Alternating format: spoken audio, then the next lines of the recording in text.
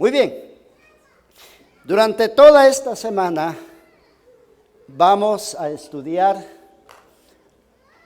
todo tiene que ver con educación, con escuela sabática. Y en esta mañana vamos a tomar un tema y a este tema le vamos a poner como título: el alumno será como su maestro. Toda esta semana vamos a hablar de temas de educación y esta mañana hablaremos entonces de este tema que lleva como título: el alumno no es mayor que el maestro. Y yo me voy a bajar. A mí me gusta mucho moverme y estar en contacto con la gente. Así es de que este es el tema de esta mañana. Muy bien, la pregunta que vamos a hacer es lo siguiente. En el libro de Lucas, el capítulo 6:40, dice: el discípulo no es superior a su maestro, pero todo lo que sea perfeccionado será como el maestro. En el pasado, el alumno, el estudiante escogía a su maestro. Y dependía si el alumno tenía dinero, podía escoger a un gran maestro. Pero si el alumno no tenía mucho dinero, entonces lamentablemente no podía escoger un buen maestro. Así es de que dependía todo del dinero, y un alumno podía llegar a ser un maestro en un futuro y con un gran prestigio, dependiendo del maestro que él tuviese. Sin embargo, Jesús rompe los patrones tradicionales del siglo I. Jesús rompe los paradigmas. Jesús rompe todo modelo. Y en lugar de que los maestros lo escojan a él, Jesús escoge a 12 personas. ¿Está claro? Jesús escoge a 12 personas. Y Jesús no escogió a estas 12 personas por el dinero, por la posición económica, por la fama. No, Jesús, dice la palabra de Dios, escogió a sus discípulos no por lo que eran, sino por lo que podían llegar a ser. Jesús tenía un ojo clínico. Jesús tenía un ojo clínico, como aquellos que andan buscando jugadores de fútbol especialistas que saben que solamente con el toque del balón y la posición y la mirada de un chamaco, un niño, un patojo, como decimos en Guatemala, ya saben que ese va a ser bueno. Probablemente aquellas personas en el pasado no podían ver nada bueno en Pedro, no podían ver nada bueno en Mateo, pero Jesús con aquel ojo clínico los llamó porque podían ser grandes para su causa. Y en esta mañana yo me siento tan feliz porque aquí en este lugar tú y yo estamos aquí, no porque nosotros hayamos querido o hayamos escogido, estamos aquí porque Jesús nos ha llamado, porque Él quiere que estemos aquí, alabado sea su nombre. ¿Está claro, mis hermanos? Tú estás aquí porque Dios te trajo y Él te quiere preparar. Cuando Jesús tenía a sus discípulos, entonces les dijo este versículo. Miren, vamos a verlo de nuevo. El discípulo no es superior a su maestro, pero todo lo que sea perfeccionado será como su maestro. La pregunta es, ¿para qué llamó Jesús a sus discípulos? Esa es la pregunta. Y también te hago la pregunta, ¿para qué te llama Jesús hoy? Quizás tú te estarás preguntando, bueno, ¿y para qué estoy yo en la iglesia? Esta semana tú te vas a dar cuenta que tienes algo que hacer para la obra del Señor. No digas no tengo nada, porque vas a ver lo que tú tienes. El Señor Jesús descubrió los dones de cada discípulo y les enseñó a cómo trabajarla. ¿Está claro, mis hermanos? Entonces aquí está. El discípulo no es superior a su maestro, Pero todo lo que sea perfeccionado, ¿cómo llegará a ser? Como su maestro. Muy bien, ¿qué quiere decir eso? ¿Qué quiere decir eso?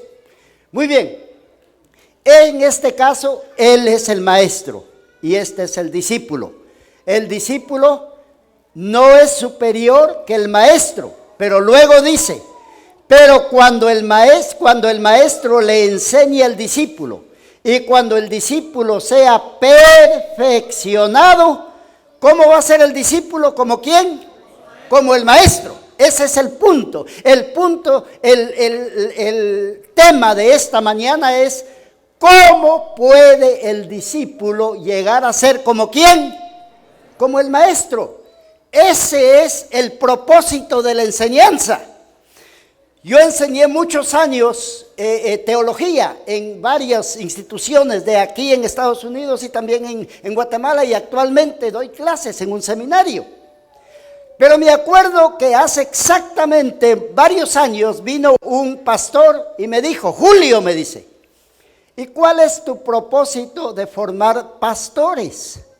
Y en ese tiempo yo estaba más joven, quise impresionarlo a él y decirle, bueno, investigar, que ellos se preparen. Y me dijo, no, Julio, me dijo, tu propósito es que ellos lleguen a ser como tú o que lleguen a ser superiores a ti. Eso es duro, porque como humano yo quiero ser la estrella. Yo no quiero que nadie me supere, pero con el paso de los años logré entender que como maestro no tengo todo lo que yo necesito, que tengo mis debilidades, que tengo mis fortalezas, pero aquel discípulo tiene algo que yo no tengo, y no importa que ese discípulo me supere, pero el propósito es que cada persona descubra sus dones y pueda servirle al Señor en la posición que está. Alabado sea su nombre.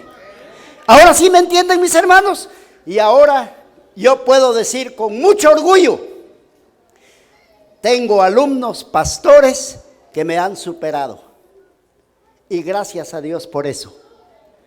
Así es de que eso es exactamente lo que significa el maestro va a instruir a sus alumnos. En el caso de Cristo, nadie puede ser mayor que Jesús, pero Jesús los instruyó para que los discípulos fueran a ser como él, como su maestro. Entonces ahora, maestros de escuela sabática, directores de escuela sabática, la iglesia, esta iglesia de Monte de Olivos, así es, muy bien, ustedes aquí tienen la obligación de formar maestros en una iglesia donde es fuerte la educación, donde hay maestros, hay líderes, y entonces vamos a descubrir los dones de cada uno de ellos y esta iglesia crecerá. Yo estoy sorprendido esta mañana de ver tanto don que hay aquí en esta iglesia.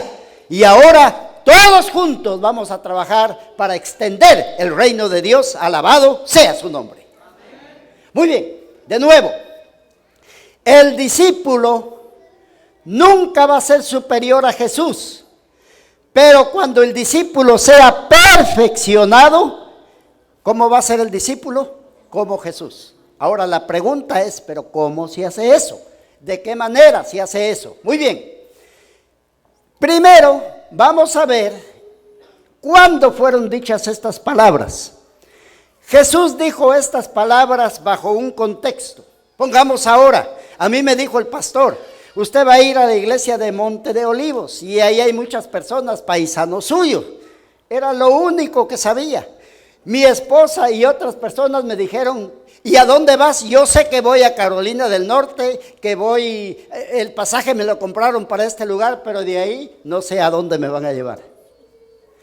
Pero ya anoche me pusieron en contexto. Ya el hermano Abimael ya me dijo, me explicó, y ahora ya sé dónde estoy. Ya esta mañana, y por lo menos ya le pude decir a 2 personas dónde estoy. Exacto. Entonces, lo mismo sucede aquí. Si yo no entiendo cuándo fueron dichas estas palabras, probablemente voy a entender el texto, pero no en toda la cabalidad. Ahora, ¿cómo entendemos esto? ¿Cómo lo entendemos? Miren, número 1, estas palabras fueron dichas en el Sermón del Monte, en el Sermón del Monte. Cuando se habló del Sermón del Monte, cuando Jesús estaba hablando de su reino, dijo estas palabras. Lucas dice que fue en una montaña. Es interesante. Si tú has estado en Israel, sabes de lo que te voy a decir. En Galilea, está el mar de Galilea aquí en este lugar. Y aquí donde fue dicho el Sermón del Monte, hay como una pequeña colina. Y para ellos eso era considerado un monte. Pero para otros era considerado una llanura. Así que no vamos a pelear, sea porque haya sido en la llanura o en el monte. La cosa es que Jesús dijo esas palabras. Muy bien, ahora, pero ¿cuándo fueron dichas? ¿En qué contexto fueron dichos? Ok, ahora veamos. Número 1. Esta fue dicho en medio de 3 parábolas. La primera parábola, Jesús dijo: no juzguéis para que no seáis juzgados. Yo no conozco aquí a mi hermano, pero si yo vengo y yo lo juzgo a él, yo voy a caer en el mismo plano de él. Juzgar no es malo, porque el juzgar es malo. Porque si yo juzgo a una persona, voy a terminar exactamente como es esa persona. Muy bien, número 2. Un ciego guiando a otro ciego. ¿Qué pasa si un ciego guía a otro ciego? ¿Qué dice la Biblia? Todos están en el mismo nivel. A donde cae el ciego, ahí voy a caer yo. Un ciego que guía a otro ciego, ahí va a caer. Número 3. No mires la paja en el ojo de tu hermano, sino que antes saca la tuya. Uy, mi hermano, lo que usted está haciendo, y si yo soy bueno para juzgar y para decirle al hermano le va a pasar esto, pero no veo lo que yo estoy haciendo. Así es de que 3 parábolas, en las 3 parábolas Jesús dijo: el que juzga a otro, ¿qué pasa? Es igual. Si un ciego guía a otro ciego, es igual, porque van a caer en el mismo lugar. Y si uno juzga a otro, le dice: déjame sacarte la paja, ¿qué dejo yo de tener en mi mano? Una viga en mi ojo, y lamentablemente voy a fracasar porque soy igual. Así es de que el alumno es igual que el maestro. ¿Qué quiere decir eso? ¿Qué quiere decir? Bueno, veamos este ejemplo. Este es el lugar donde fue dicho el Sermón del Monte, más o menos allá en Jerusalén, en Galilea. Ok, primer ejemplo: no juzguéis. ¿Por qué? Porque el que juzga es exactamente igual que el que hace las cosas. ¿Qué pasa si este ciego está guiando a estos dos? ¿A dónde van a caer?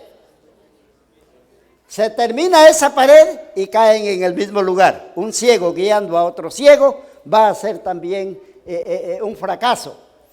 Ahí está. Si tienes una viga en tu ojo, no juzgues a tu prójimo. Ok, ahora, con eso en mente, vamos. El que juzga a otro está en el mismo nivel.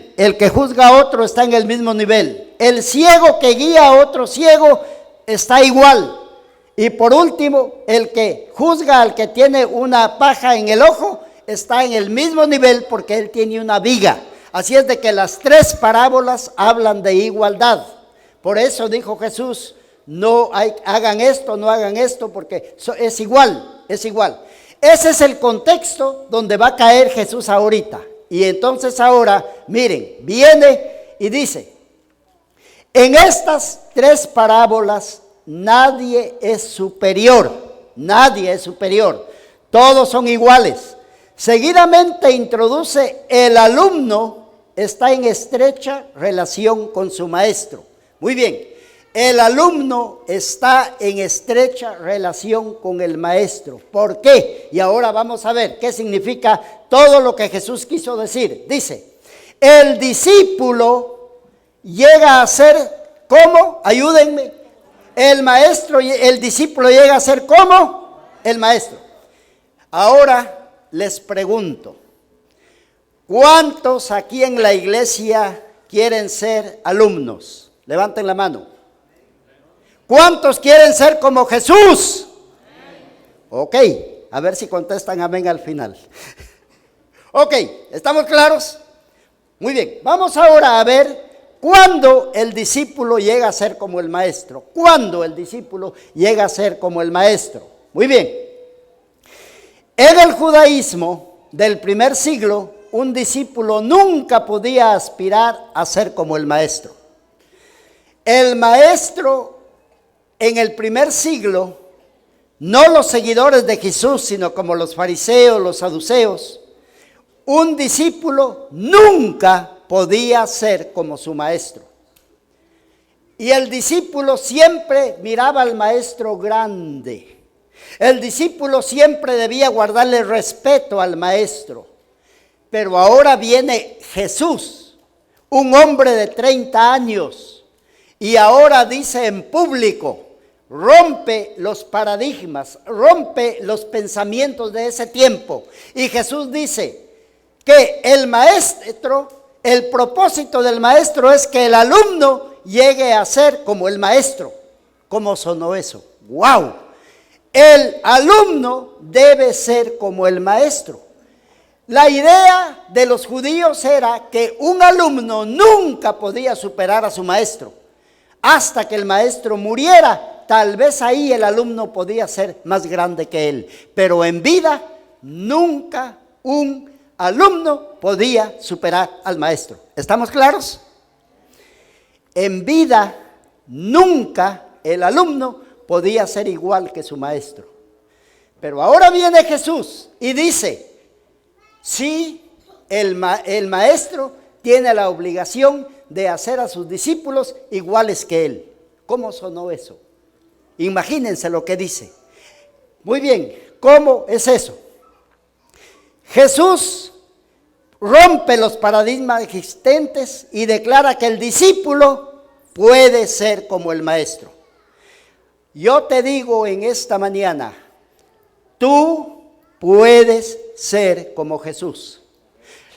Y estoy diciendo algo que probablemente en otros lugares ya se hubieran parado 2 o 3 y me hubieran dicho, no, no se puede. Pero ustedes van a ver ahorita cómo se puede ser como Jesús. Muy bien. ¿Cómo se entiende esto? ¿Cómo se entiende? Ok, vamos a ver. El versículo dice, ahora sí podemos entenderlo mejor. Miren, el versículo dice, el discípulo no es superior a su maestro. Eso es cierto. Pero, ahora dice, el que sea perfeccionado, ¿qué dice el versículo? ¿Cómo termina diciendo? El que sea perfeccionado será como su maestro. No conozco el nombre de esta muchacha. Muchacha, tú puedes ser como Jesús. Tú puedes ser como Jesús. No conozco tu nombre, pero tú puedes ser como Jesús. La pregunta es, ¿cómo? ¿Y qué es lo que quiere decir el versículo? Muy bien, vamos ahora. El discípulo no es superior que el maestro, es la primera parte. Ok, ¿cómo lo entendemos? El aporte de Jesús en el discipulado es que el alumno puede ser como el maestro. Pero ¿cómo se entiende? Esa es la pregunta. El mayor logro del discípulo de Cristo es llegar a ser como el maestro. El mayor logro. Si ustedes ven, el maestro en las escuelas seculares, es difícil que el alumno llegue a ser como el maestro.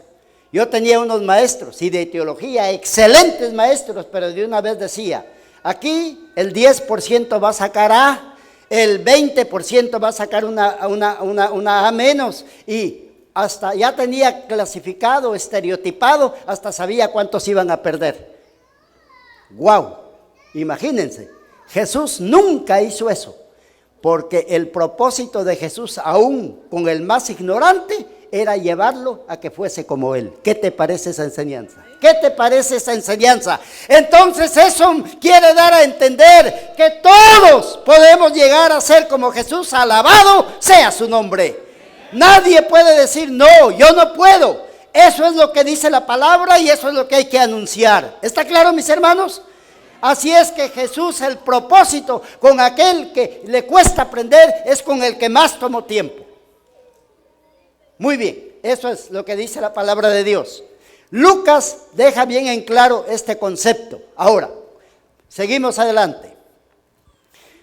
La palabra griega que utiliza para decir el discípulo no está sobre, entonces utiliza esta palabra que en griego se llama hiper. Algunas palabras en español, cuando decimos hipérbole, la palabra hipérbole en español es hacer una cosa más grande. Pongo un ejemplo. Si yo quiero decir, yo estuve visitando ahora la ciudad de Totonicapán, mi pueblo allá en Guatemala, y es una ciudad grandísima. Cuando la comparo a New York, me van a decir, tú estás hablando una hipérbole, porque estoy haciendo grande un lugar que no es. ¿Está claro? Entonces, la palabra hiper, ¿qué quiere decir? Jesús dijo, el discípulo no está hiper que el maestro. ¿Qué quiere decir la palabra hiper? Mira ahora, esta es la palabra hiper. Quiere decir esa palabra lo siguiente: el discípulo no está por encima de, el discípulo no está más allá de, el discípulo no está más allá de, el discípulo no está en lugar de, el discípulo no es superior a, el discípulo no es mejor que.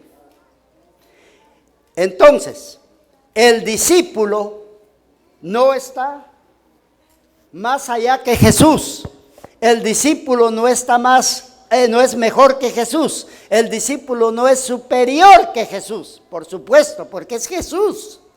Entonces, pero Jesús dijo, el discípulo no está más allá. Ahora, miren, esto es lo interesante. En su ministerio, Jesús modeló y formó discípulos. El anhelo del discípulo era llegar a ser como su maestro. Ese era el anhelo del discípulo. Los discípulos, cuando escuchaban a Jesús, su mayor anhelo era ser como Jesús. Llegar a ser como el maestro era un proceso que llevaba tiempo para que el alumno asimilara las enseñanzas. Y te voy a decir aquí una cosa que la vas a aprender. Mira, una cosa es aprender y otra cosa es asimilar. Yo puedo aprender conceptos, puedo aprender cosas de memoria y las puedo repetir, pero asimilar es hacerlas, ponerlas en práctica.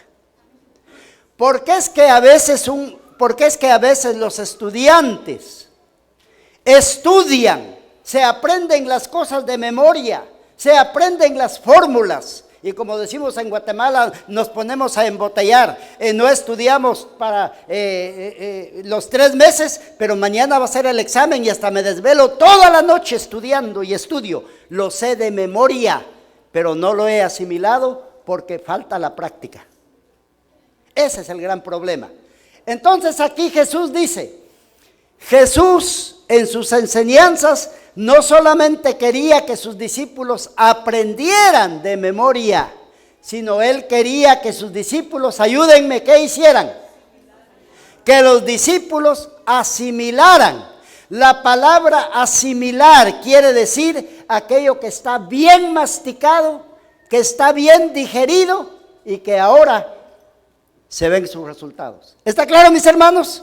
Entonces, en ese aspecto Jesús enseñaba, pero también hacía que sus discípulos asimilaran. Y aquí viene algo importante para maestros de escuela sabática, directiva de escuela sabática, líderes de esta iglesia. Un maestro no se conoce por cuánto sabe, sino por cuánto de lo que él habla, los alumnos lo captan y lo ponen en práctica. Eso fue lo que hizo Jesús con sus discípulos. ¿Está claro, mis hermanos? Muy bien, entonces, llegar a ser como el maestro llevaba, ¿qué cosa? Un proceso. llevaba tiempo para que el alumno asimilara las enseñanzas. Por eso es que en el contexto de Jesús, un discípulo no puede ser mejor que Jesús. Un discípulo no puede ir más allá de Jesús, porque Él es Dios. ¿Está claro, mis hermanos? Pero sí podemos ser como Jesús. La pregunta ahora es ¿cómo? La pregunta ahora es ¿cómo? Muy bien, miren lo que dice el texto. El texto dice, pero todo el que sea perfeccionado podrá ser como el maestro. Ahora la pregunta es, ¿y qué significa perfección? ¿Qué significa perfección? Esa es la pregunta. Miren, el discípulo no es superior que el maestro. El discípulo no es mejor que el maestro. Pero cuando el discípulo sea perfeccionado, ¿cómo va a ser? Como el maestro. La pregunta en esta mañana es, ¿qué significa la palabra perfección? Cuando mi hermano sea perfecto, él va a llegar a ser como Jesús. ¿Qué significa esa palabra, perfección? Ok, vamos a ver ahora. ¿Cuándo el discípulo va a ser como el maestro? ¿Qué significa la palabra perfección? ¿Cuántos quieren saber qué significa la palabra perfección? ¿Sí quieren saberlo? Muy bien, ¿qué significa la palabra perfección? Vamos ahora. ¿De qué perfección habla? Habla de perfección de carácter. ¿Qué es lo que significa? Muy bien, miren ahora. La palabra griega que utiliza para perfeccionar es katertismenos, así se dice, en griego así se dice katertismenos. ¿Qué significa esa palabra? Esta palabra nada tiene que ver con el carácter de una persona, no tiene que ver nada con el carácter. Nada tiene que ver con el carácter. Pero entonces, ¿qué quiere decir? Dice que todo aquel que es perfeccionado llegará a ser como el maestro. Entonces, ¿de qué está hablando? Este término no tiene ninguna implicación moral, de santidad o ética. No está hablando de, mire, cuando tú te pases 5 horas orando, vas a ser como Jesús. No está hablando de eso. Cuando tú te pases 3 horas leyendo la Biblia, vas a ser como Jesús. Yo conozco personas que se alardean y dicen, me levanté a las 3 de la mañana y comencé a orar. Y al ratito, diciéndole a la esposa, eres una bruta, no sabes hacer eso. Y despuesito de eso, tratando a los hijos como ustedes no tienen qué. He escuchado a muchas personas que dicen, hoy pasé 4 horas leyendo la palabra de Dios y vieras, casi me sentí en el cielo. Y de repente pasó un carro y le dijo algo y vieran las obscenidades que les decían. Mis hermanos, déjame decirte una cosa. La Biblia aquí no está hablando de perfección moral. No está hablando de ética. ¿De qué está hablando entonces? ¿De qué está hablando? Ahora tú vas a ver cuándo tú y yo podemos ser como Jesús. Y por eso te quiero decir ahora al final, te voy a hacer la misma pregunta, si queremos ser como Jesús. ¿Qué significa la palabra perfección? Jesús dice que cuando el apóstol, cuando el maestro sea perfeccionado, llegará a ser como ¿quién? A ver, ¿están conmigo? Cuando el discípulo sea perfeccionado, ¿como quién va a ser? Como el maestro. Ahora, ¿qué significa la palabra katertismenos? ¿Qué significa? Ok, mira ahora lo que significa. Muy bien. La palabra katertismenos se deriva del verbo griego, de katartizo. ¿Qué significa la palabra katartizo? Ahora mira lo que significa. Número 1, remendar. Jesús llamó a Pedro y a Andrés, su hermano, y dice que ellos estaban en el mar, estaban remendando la red, y utiliza esta palabra, estaban remendando la red. La palabra katartizo quiere decir poner correctamente. ¿Cuántos de ustedes han escuchado ahora a un ortopeda? Un ortopeda es aquel que compone los huesos y que te pone el hueso en un lugar. Alguien que una parte está mal puesta y la pone en su lugar correcto. Ese es otro significado de la palabra catartizo. Catartizo significa restaurar. Algo que estaba en ruinas, pero ahora lo voy a restaurar. Y para restaurarlo lleva un proceso. ¿Qué más significa? Preparar. Significa suplir, pero también equipar y entrenar completamente. Voy a poner un ejemplo. Yo no sé el nombre aquí de mi hermana, no lo sé. Pero supóngase, yo soy maestro y vengo y le digo, yo la voy a perfeccionar a usted. Al principio todos van a decir, wow, perfeccionar, le va a enseñar a orar, le va a enseñar a leer la Biblia. No.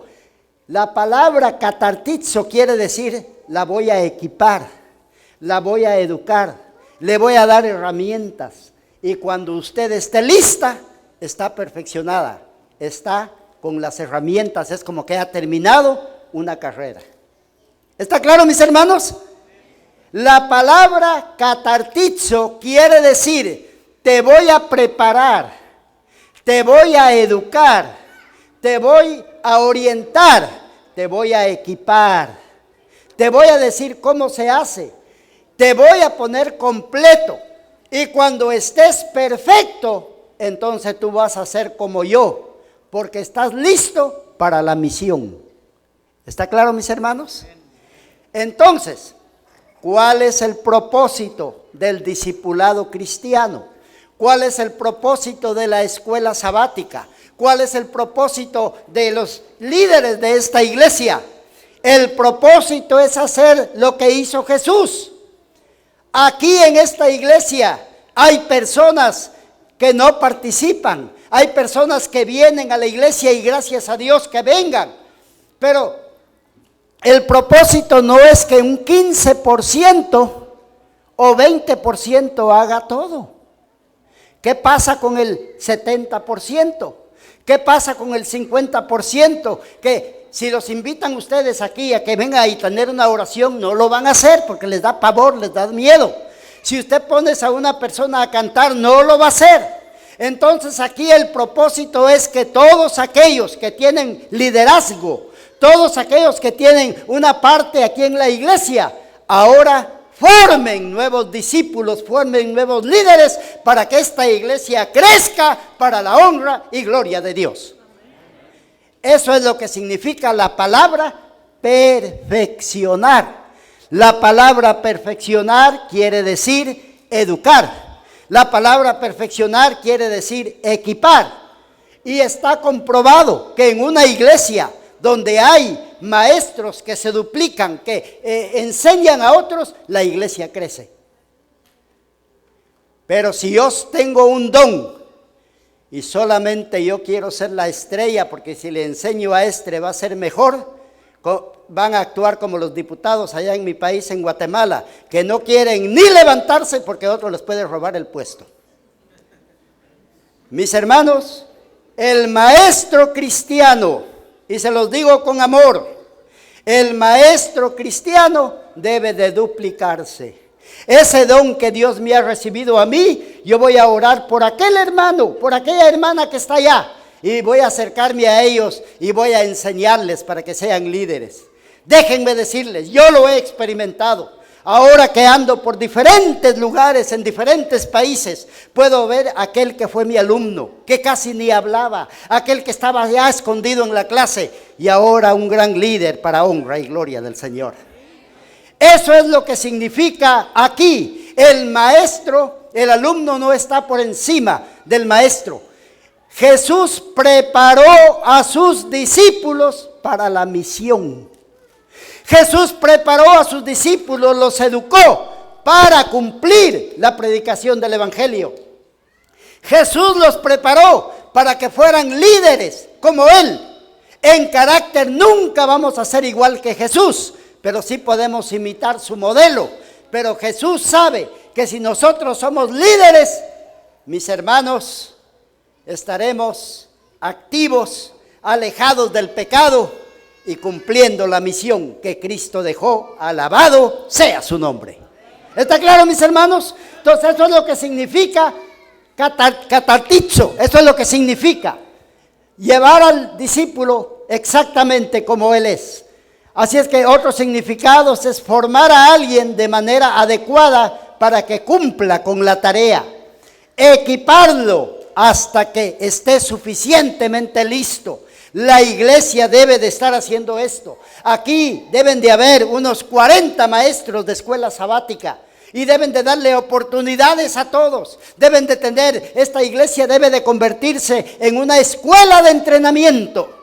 Si ustedes hacen de esta iglesia una escuela de entrenamiento, ustedes verán el semillero que tendrán y probablemente tendrán que hacer 4 o 5 turnos aquí en este lugar. Lo que la iglesia más necesita ahora, dice la hermana White, es cómo enseñarle a las personas a trabajar, a enseñar, a cómo descubrir los dones. Y eso es lo que nos hace falta como iglesia. Eso es lo que nos hace falta. Lamentablemente no lo estamos haciendo. Hay que educar a las personas para que estén altamente calificadas para la obra. La iglesia debe transformarse en eso, mis hermanos. San Pablo le recuerda a su alumno Timoteo y le dice, a fin de que el hombre de Dios sea perfecto. Y aquí menciona de nuevo la palabra catartizo, para que el hombre sea educado, para que el hombre tenga esos medios, que sea equipado enteramente para toda buena obra. El discípulo se prepara, ¿para qué cosa? Para realizar la obra de Dios. Muy bien, así es de que entonces ahora esos ejemplos nos ayudan. Ahora quiero terminar diciendo lo siguiente. Voy a terminar diciendo lo siguiente.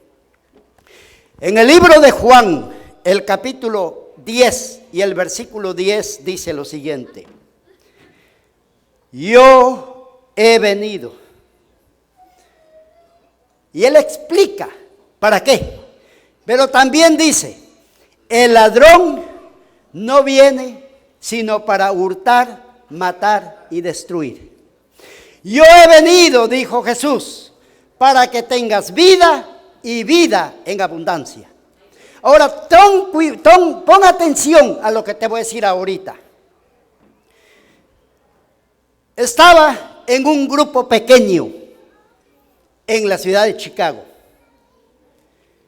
Y ahí en ese grupo estaba mi paisana, una hermana, que siempre era fiel al grupo, llegaba a los cultos de la iglesia, pero casi cuando uno la saludaba, era un poquito avergonzada y así con vergüenza le decía a uno y lo saludaba.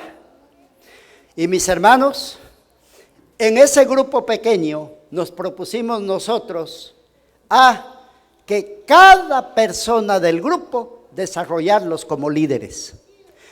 Eso nos llevó un tiempo, eso no fue al mes, nos llevó casi como unos 3, 4 meses. Y comenzamos con esta hermana. Y esta hermana, mire, usted va a dar la bienvenida. Ay, que tengo pena. No, usted la va a dar, mire, usted va a decir esto y esto y esto y esto. Y lo hizo la hermana. Y ahora usted va a hacer esto. Nos llevó tiempo. Para no cansarte, esa hermana terminó siendo una líder de grupo, era una gran maestra. Y después hasta resultó siendo una gran predicadora. Esta hermana, déjame decirte, según ella, el diablo le había hecho creer que no tenía ningún don, porque el diablo siempre busca que nosotros, está bien, aceptaste a Jesús, llega a la iglesia, pero tú lo único que tienes, no tienes ningún don y tu lugar va a ser estar sentado en ese lugar. Pero déjame decirte, el propósito del líder, y escuchen aquí, líderes, maestros de escuela sabática, líderes, ancianos, ustedes pídanle a Dios tener una visión. Aquel hermano que está allá, aquella hermanita que está allá, aquel joven que está allá, oren por ellos y desde ya comienzan a descubrir sus dones espirituales y ustedes verán lo que van a descubrir. Eso fue exactamente lo que hizo Jesús. Por eso te estoy mencionando. El ladrón, que es el diablo, vino para hurtar, matar y destruir. El diablo quiere que nosotros nos destruyamos. El diablo no quiere que se conozca el evangelio. El diablo quiere mantener a las personas en las tinieblas. Pero yo le doy gracias a Dios, porque en medio de tanta maldad, el Espíritu Santo todavía tiene poder. ¿Cuántos de los que están aquí creen que hay poder en Dios? ¿Cuántos creen que hay poder en el Espíritu Santo? Déjame decirte, el Espíritu Santo puede hacer cosas grandes. Y luego dice el versículo: yo he venido para que tengas vida y vida en abundancia. El mayor gozo es estar con Cristo Jesús. El mayor gozo es ser perdonado. El mayor gozo es saber que Dios me ha llamado para que tenga vida eterna. Pero también el mayor gozo cuando estoy en la iglesia es servir. Y todos los que están aquí tienen cosas lindas para ponerlas en las manos de Cristo Jesús. El diablo no quiere hacer eso. Y termino diciéndote lo siguiente. Estaba de pastor en una iglesia de Chicago. Y de repente entró un joven, por allá por el año 97, pelo grande, con un pantalón de esos aguados, pero llegó a la iglesia y se sentó allá de último, allá se sentó en aquel lugar. Y yo lo vi entrar, no lo pude saludar, pero al terminar, ahí estaba el muchacho. Fui, lo visité, le hablé, me llamo Luis, me dijo. Y este muchacho había estado en malos pasos, acababa de terminar la high school y probablemente no lo era o tal vez ya lo era, pero andaba en pandillas. Pero ¿qué lo llevó a la iglesia? Yo no sé. Y ahí comencé a estudiar con él, y comencé a estudiar, y comencé a estudiar. Y el muchacho poco a poco fue cambiando, porque el Espíritu Santo hace milagros, como los milagros que vamos a ver dentro de un momento.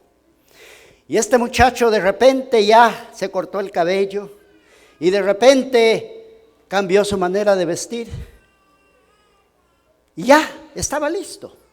Ya iba a la iglesia, participaba, estaba con los muchachos en las actividades que hacíamos de la iglesia, pero nunca hacía su decisión por bautizarse. Nunca hacía su decisión por bautizarse. Yo hacía llamados, terminaba una campaña evangelística y nada, él nada. Y una vez yo hablé con él y le dije: Luis, mira, ya llevas tantos años, tú estás convencido, ¿qué pasa? Pastor, ahí más adelantito. No sé cuántos de ustedes conocen Chicago, y ahora lo que te voy a decir, vas a ver. Planificamos en el año 2001 o 2000, algo así, un bautismo, y ese bautismo lo hicimos el primer sábado de enero, cuando allá el invierno está en lo más duro, está entrando el invierno. Ese sábado estábamos a 20 bajo cero,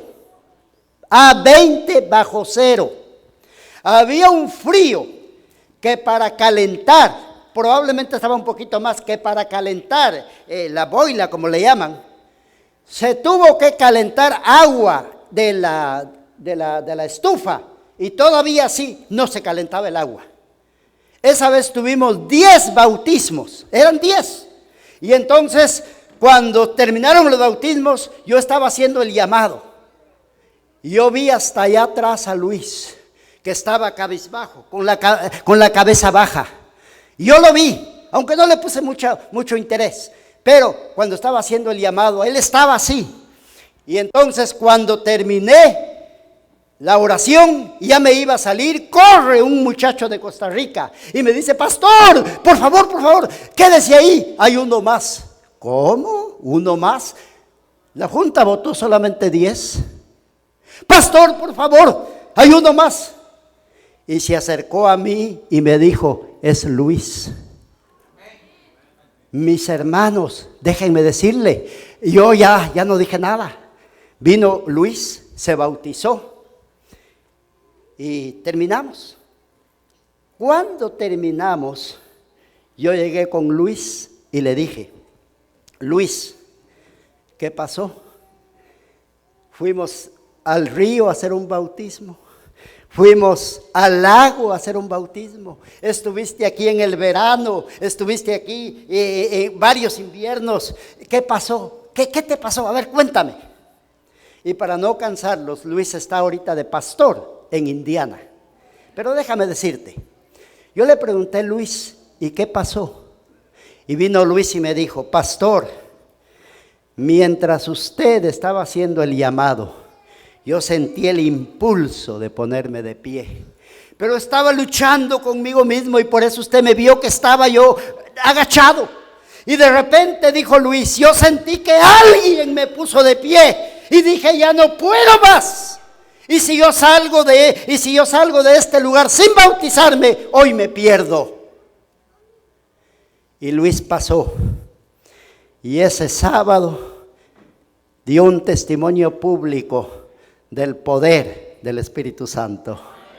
Y así te puedo contar muchas más historias, no que las leí en un libro, sino que me sucedieron mientras era pastor. Esta mañana aquí en este lugar, yo sé que hay personas que de alguna manera llegaron aquí a la iglesia y tal vez tú no sabes por qué. Yo no sé si tú estás peleando y batallando consigo mismo. Yo no sé si hay problemas en tu hogar. Yo no sé si tienes deudas. Yo no sé si de alguna manera estás en problemas. Yo no sé si sufres depresión. Yo no sé si sufres ansiedad. Yo no sé si hay malos entendidos. Lo único que te puedo decir, que esta mañana Jesús dijo, yo he venido para que tengan vida y para que la tengan en abundancia. Alabado sea su nombre. Jesús tiene poder. Y esta mañana voy a pedirles que se pongan de pie. Vamos a cantar el himno de nuevo, el himno de la oración. Vamos a cantarlo una vez con todo entusiasmo. Y de ahí lo vamos a cantar suavecito y voy a hacer un llamado. Porque yo sé que hoy se va a manifestar el Espíritu Santo. ¿Cuántos creen que hay poder en Cristo Jesús? ¿Cuántos creen que hoy se va a manifestar el Espíritu Santo? Cantemos ese cántico con toda solemnidad. Oremos, pidámosle a Dios, porque hoy vamos a ver milagros. Cantémoslo. Recuerda lo que dijo la palabra de Dios. El ladrón no viene sino para hurtar, matar y destruir. Yo he venido para que tengan vida y para que la tengan en abundancia. Ese es el poder de Dios. Cantemos este cántico.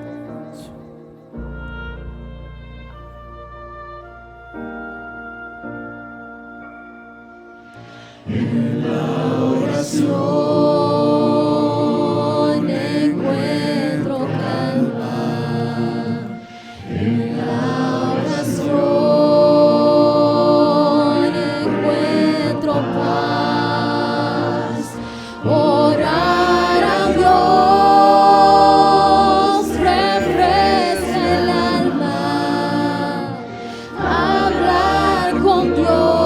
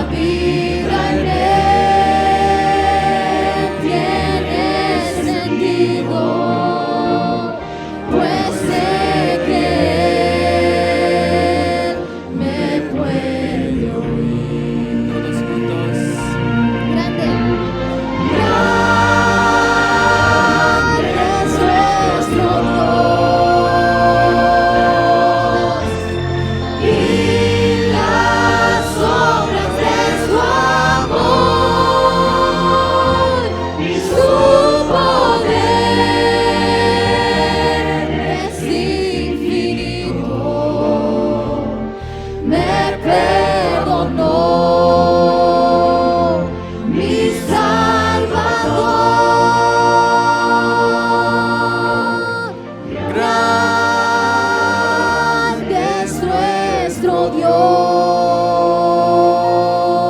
Dios, y las obras de su amor y su poder es infinito.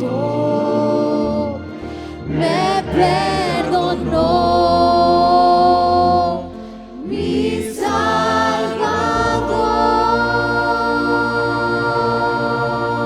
Vamos a poner suavecita la música. El ladrón no viene sino para hurtar, matar y destruir. Yo he venido para que tengan vida y vida en abundancia. Todos aquellos que quieran reconsagrar su vida al Señor, todos aquellos que de alguna manera quieran servir al Señor, si tú has estado por años ahí y no has hecho nada, y si ahora quieres consagrarte al Señor, ven aquí adelante. Quiero ver aquí adelante. Todos aquellos que quieran consagrarse con el Señor, pasen aquí adelante. Quiero orar por ustedes. Queremos terminar solemnemente. Todos aquellos que quieran consagrarse al Señor, vengan aquí adelante. Quiero orar. No te quedes ahí. Ven aquí adelante. En el Señor Jesús, Él nos llama. Él quiere hacer en nosotros algo diferente. Él es el maestro de los maestros. Él quiere que tú y yo lleguemos a ser como Él. Él quiere de alguna manera instruirnos, Él quiere equiparnos. Él no quiere que tú estés ahí simplemente y que lo único que hagas es estar sentada, dar tus diezmos, dar tus ofrendas, cantar. Él quiere que tú hagas algo más. Todos aquellos que quieran consagrarse al Señor, vengan aquí adelante. No te quedes ahí. El diablo no quiere que lo hagas, pero hay poder en el nombre de Cristo Jesús. Ven aquí adelante. Yo quiero orar por ti. Segundo llamado.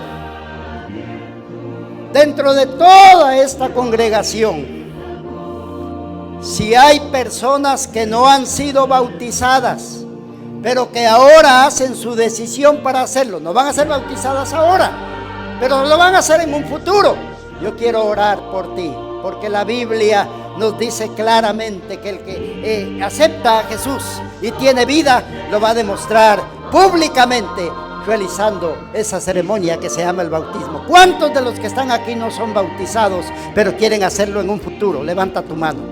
Que Dios te bendiga. ¿Cuántos más? A ver, levanta la mano. Les voy a decir todavía, vengan aquí adelante, vengan aquí adelante, vengan aquí conmigo, vengan aquí conmigo, no se preocupen, yo quiero orar. Ancianos, vengan ancianos aquí conmigo, por favor. Hoy es un día de buenas nuevas, hoy es un día, vengan aquí adelante. Vengan, todos los que son ancianos, vengan aquí conmigo. ¿Cuántos más que no son bautizados, pero que esta mañana hacen su decisión por Cristo Jesús? Todos aquellos que no son bautizados, vengan aquí adelante. Muy bien, ahora el último llamado, La Biblia dice, el ladrón no viene sino para hurtar, matar y destruir. El diablo quiere destruirnos, el diablo quiere aniquilarnos. El diablo no quiere que nosotros conozcamos a Jesús, pero Jesús dice, yo he venido para que tengan vida y vida en abundante.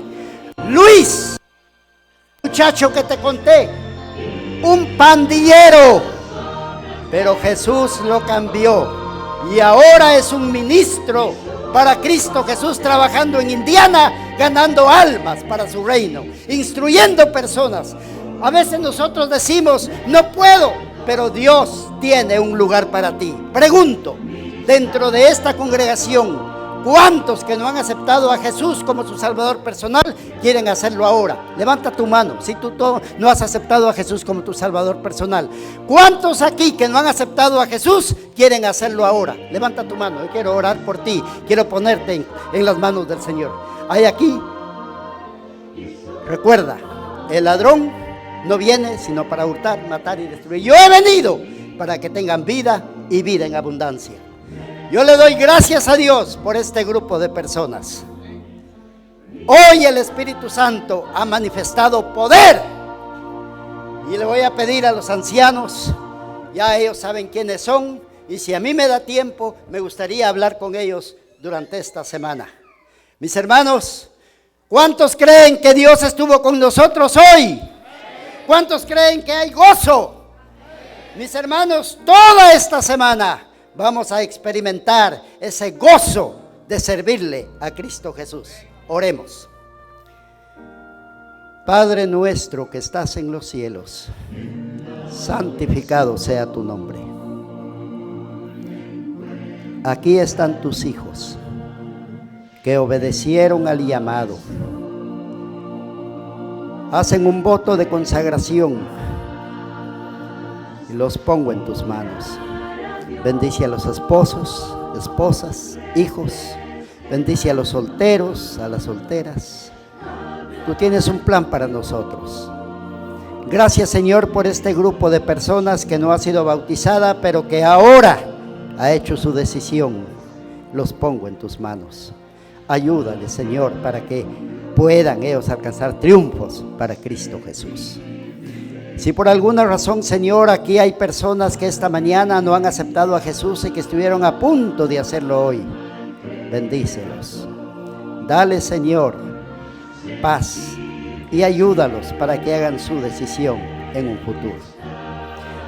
Durante esta semana necesitamos del Espíritu Santo, necesitamos de ti y nos ponemos en tus manos porque creemos que tú nos vas a dar la victoria. Señor, bendice tu iglesia, a los líderes, al pastor, en el nombre de Jesús. Amén. Que Dios les bendiga.